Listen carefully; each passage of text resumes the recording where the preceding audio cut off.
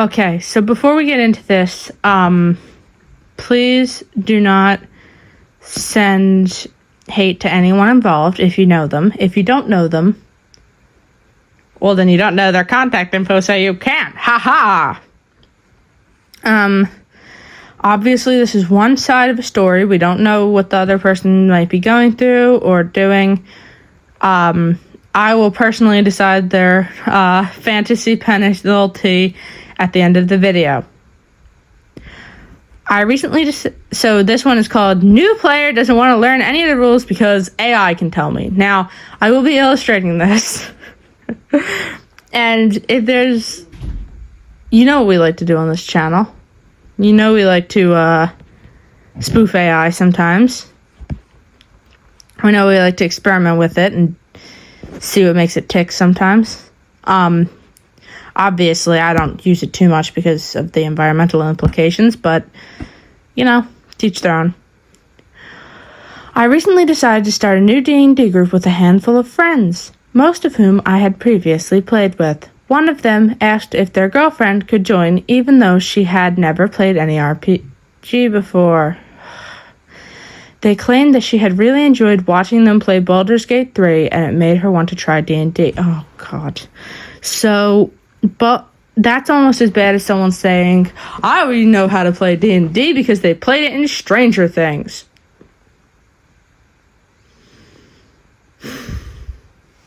Baldur's Gate 3 is not D&D.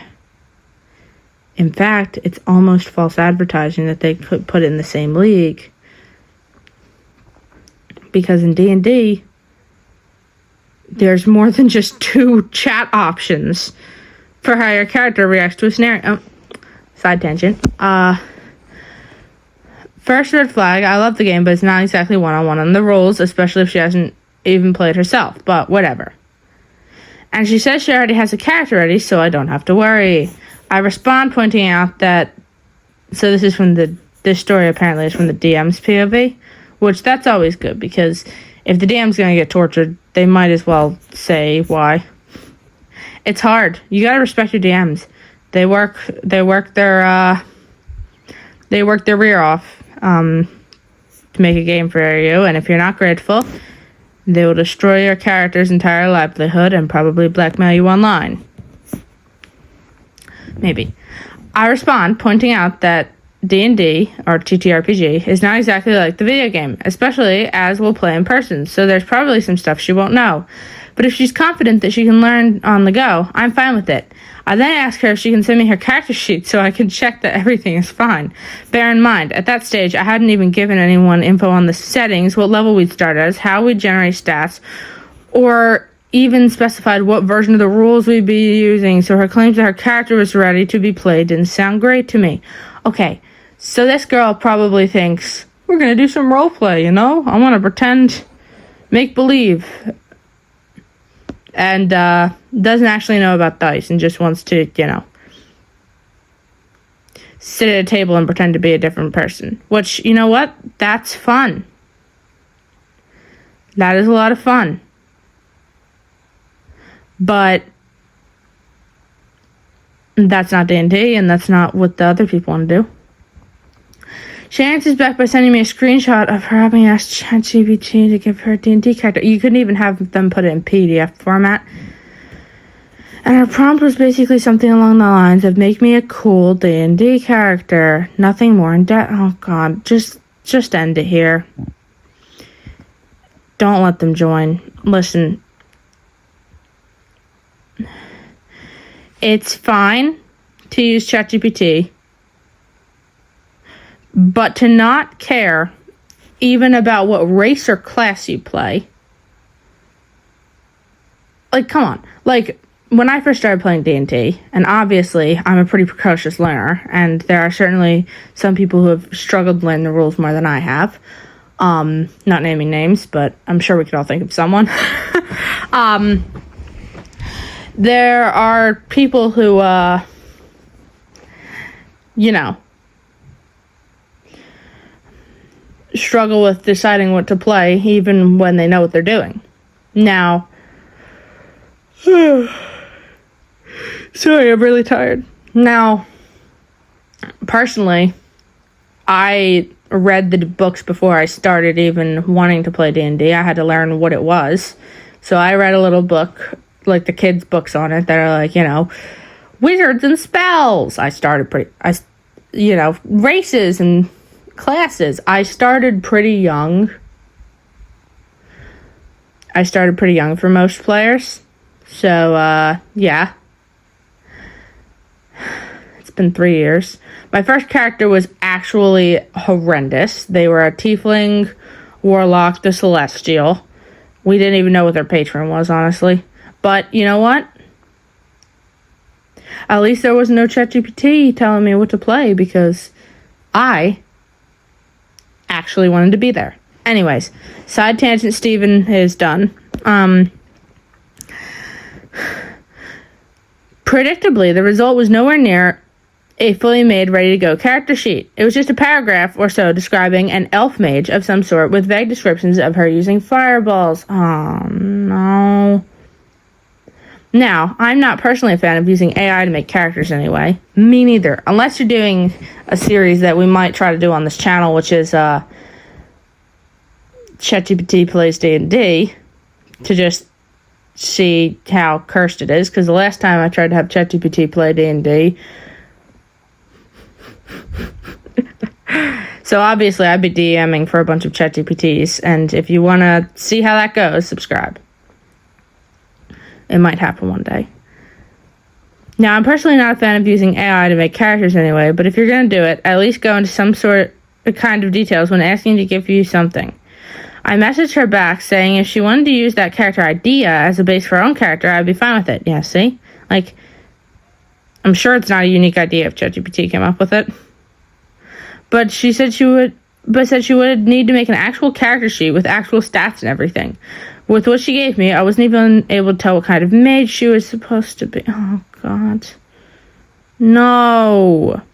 At that point, I wasn't entirely sure that she had any idea of what playing D&D actually meant, so I decided to give her the benefit of the doubt and try to explain to her a quick summary of what classes, abilities, and stats are supposed to be, trying to explain that there are actual rules to the game that she needs to follow. She answered that all sounded very convoluted. Sorry, Digital Circus came out for a second. She answered that it all sounded very convoluted and that she thought if she just asked ChatGPT what her character's abilities are, it would know what she needed to roll during a session. ChatGPT is not Kane.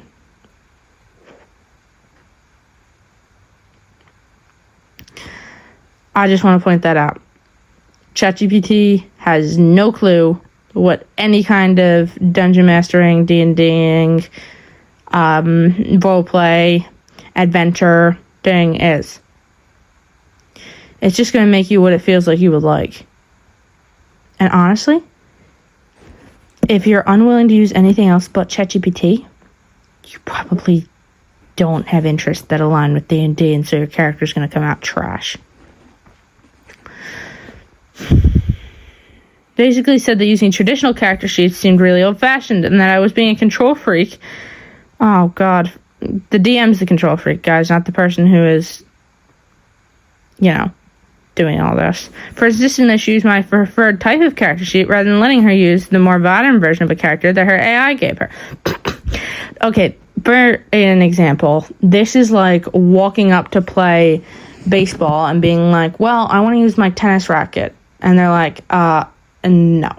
And you're like, you're a control freak. How dare you? I want to use my tennis racket. That's what this is.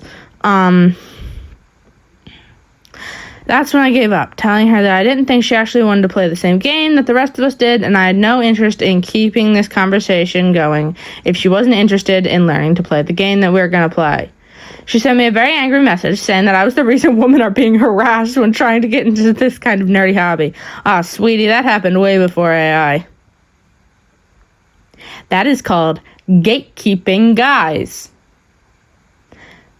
who should have all their characters turned into girls for a day by the DM and watch them freak out because they have something against women for some reason. Anyway, side tangent. To get into this kind of nerdy hobby. I'm also a woman, so I have no clue what she's going to get there. Listen, the D&D community has gotten a lot better, but there's still a freak every now and again. Told me that ChatGPT would be a better game master anyway. Why did you even sign up to do this? And that I was against creative thinking. Oh, yeah. You know, the person who's actually, like, manufacturing a fantasy world from their mind is against creative thinking, but go ahead and use the large language model to just do everything for you. In fact, make your character just a meat puppet being controlled by an AI model. That'd actually be an interesting character. I got back to the rest of the group that relating that whole interaction, and they all had a good laugh about it. Except the woman's partner, who was absolutely mortified that she'd do that. Dump her, dump her, dump her. I'm just kidding. I'm sure she's a great person, even though she's got an empty head. I haven't heard back from them to know if they actually talked about it at all, though. Yeah, this is something you never speak of again. And my verdict as Judge Atlas is that she should only be allowed to play D&D with ChatGPT. Because that's the only person who will ever want to play with her. Maybe that's a little too harsh, you know. Like, we don't know her side of the story. But if this is true and not a one-sided thing, which it probably is, if this is true and the DM is being a fair and impartial judge, then yeah, she should only be allowed to play ChatGPT with D&D with AI. Also, I've illustrated, you're probably wondering why I was drawing this whole time. I have illustrated the character that I imagined she would use, based off of the common tropes of AI slop. Yeah, enjoy your many-fingered freak.